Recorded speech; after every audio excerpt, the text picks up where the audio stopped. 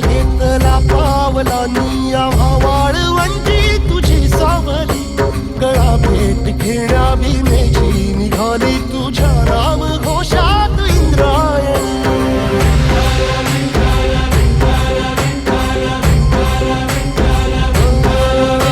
भिडे आसमंती ध्वजा वैष्णवांची उभी पंढरी आज नानावली, तुझे नाव ओठी तुझे रूप ध्यानी जीवाला तुझी आस गा लागली.